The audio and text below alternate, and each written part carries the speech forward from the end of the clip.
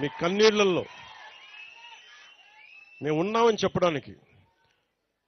ఇదే 105 కోట్లు పెడితే చాలా మంది బ్రిడ్జి పెడితే కొన్ని ఒక హైవే కూడా ఒక ప్యాచ్ అయిపోతుంది, కీలకమైన బ్రిడ్జిలు అయిపోతాయి.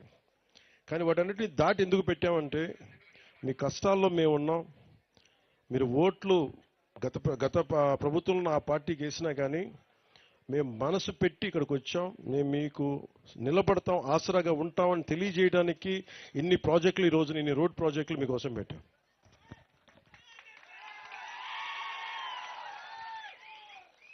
ఈరోజు ఇప్పుడు మనం 19 పనులు ప్రారంభించాం, 98.85 కిలోమీటర్లు.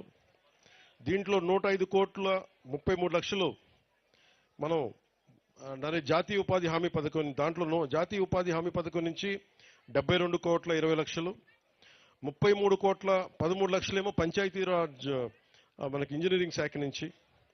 వీటికి లబ్ధి పొందేది 72 గ్రామాలు, జనాభా 4369 మంది. సరిగ్గా చెప్పాలంటే అనంతగిరి మండలం పినకోట గ్రామ పంచాయతీ గుమ్మంతి గ్రామం నుండి రాచకిల్లం గ్రామం మీదుగా రెడ్డిపాలెం గ్రామానికి పంచాయతీరాజ్ నిధులతోటి 5.5 కిలోమీటర్ల మేరకు 5.86 కోట్ల అంచనాతోటి తారు రోడ్డు నిర్మాణానికి పంచాయతీరాజ్ ఇంజనీరింగ్ విభాగం ద్వారా పనులు చేయడానికి ఈ రోజున శంకుస్థాపన చేశాం. దీనివల్ల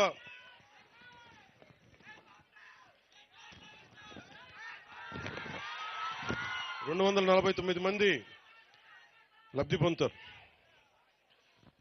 ఇందాక గ్రామస్తులందరితో మాట్లాడుతూ ఉన్నాను. నిజంగా యువత తలుచుకుంటే, గిరిజన యువత ముఖ్యంగా యువకులు మీరు తలుచుకుంటే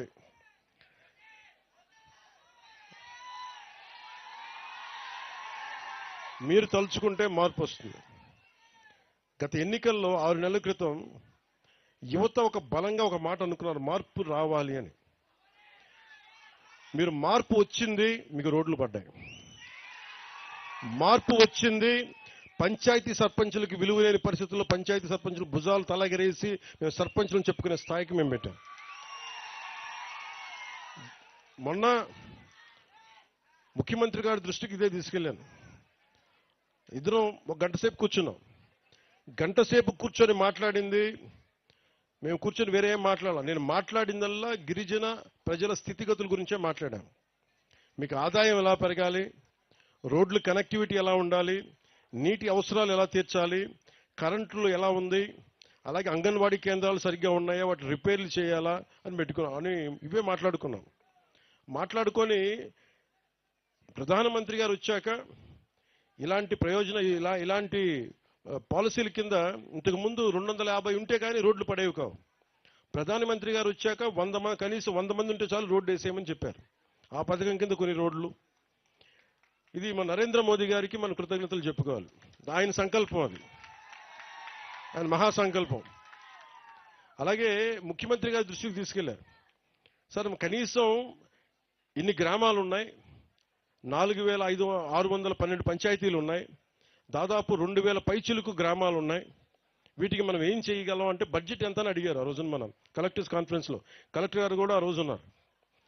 అడిగినప్పుడు ఒకటే చెప్పారు, కనీసం 2869 కోట్ల రూపాయలు ఖర్చు అవుద్ది ఈ గ్రామాలన్నీ కలపడానికి. కానీ లబ్ధి చేకూరేది మటు చాలా తక్కువ మందికి. ప్రజలు చిక్కగా ఒక చోట ఉండరు కాబట్టి. అయినా కానీ ఆయన ఏం చెప్పారంటే కనీసం మనం ముందు వీటితో ప్రారంభిద్దాం, తర్వాత ఒక్కొక్క విడతగా ఒక్కొక్క సంవత్సరానికి 350 కోట్ల చొప్పున దీనికి పెట్టుబడి పెడదాం.